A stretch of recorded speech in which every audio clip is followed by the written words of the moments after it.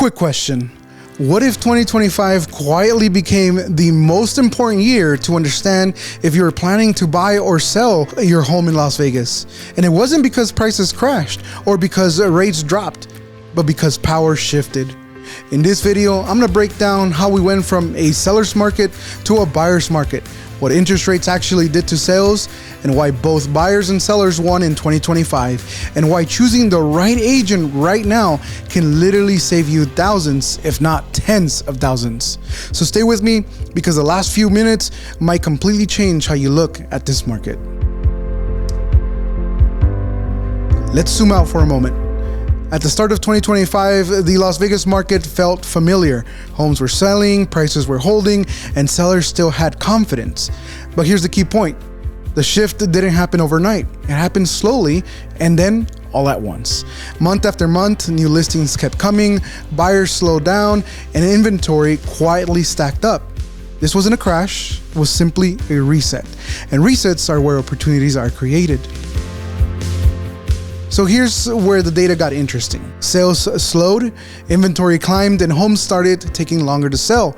When inventory rises faster than the demand, the market doesn't care about opinions. It changes people's behavior. By mid to late 2025, we were no longer in a listed and wait market. Sellers started competing with other sellers, and buyers finally had breathing room. And that changed everything. So let's get into interest rates. Here's the truth most headlines don't really explain. Rates didn't kill the market. They slowed urgency. Higher rates meant higher payments, fewer emotional decisions, and buyers became even more selective. And when buyers stopped rushing, bidding wars disappeared, concessions came back, and that's when negotiation power shifted. That's exactly what we saw in the second half of 2025. And here's something that surprised a lot of people.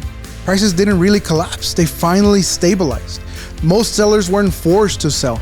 Many had locked in low rates many years ago, and they had a ton of equity. And we saw this across Las Vegas, how equity remained pretty strong. So instead of panic selling, we saw price adjustments. We saw better pricing strategies in a market that rewarded realism.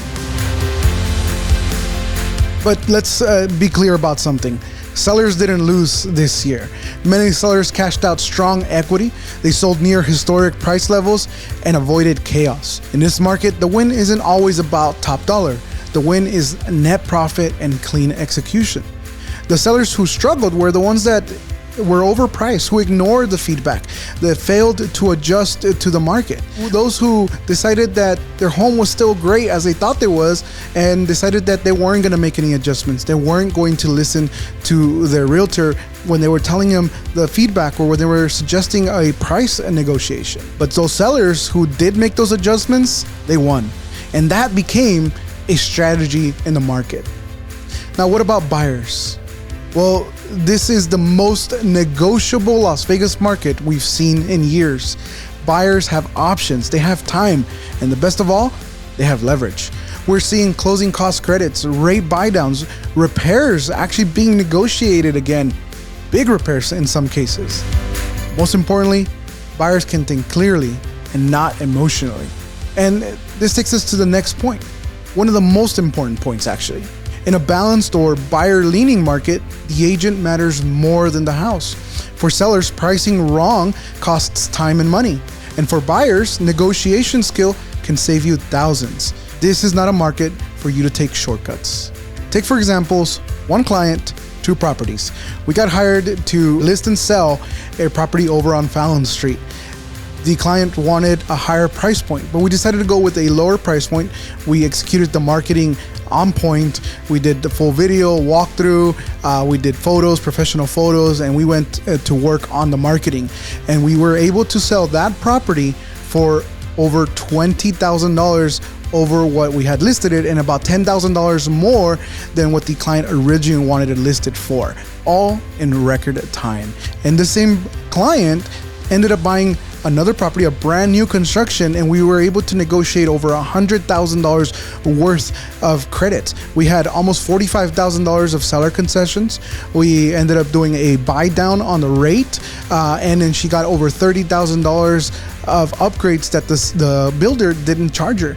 And so all this put together, she saved thousands of dollars up front, but also over the life of her loan, because she got a killer interest rate. She was able to use what she was originally willing to put down into buying down the rate even more, and she ended up getting under 4% interest rate, which is just unheard of. So you see, when you market properly, when you price it right, you end up selling your home for and in a record time for more money than you originally planned. And on the other hand, when you go in and you have more money to spend, you're able to buy something nicer, and you're able to negotiate, not with just builders, but with other sellers, and get just a killer deal. And this takes us to what we expect for 2026. A lot of people are expecting for rates to continue dropping, and we already seen 3 price drops this year, and it didn't really do much for most people.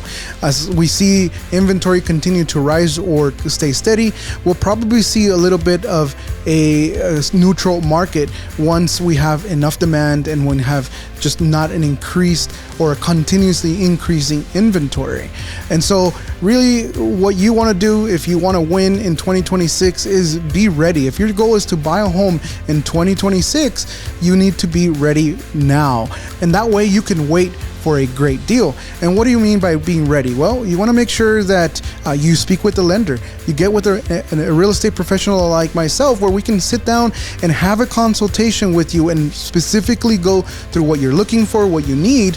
And so that way we can set up a game plan for you. Even if you're thinking about buying at the end of 2026, you still want to be ready, because if there's anything that you need to adjust, anything that you need to make changes or add to, then you are able to do that with patience, with calm. You're not stressing out about it.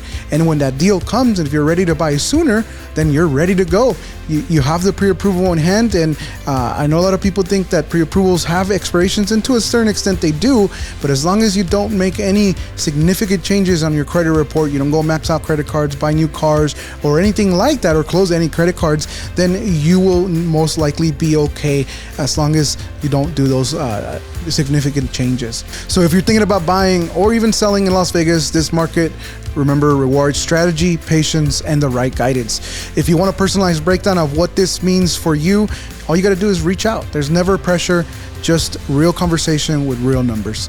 My name is Isaac with the 5 Diamond Group. Thank you for watching, and I'll see you on the next video.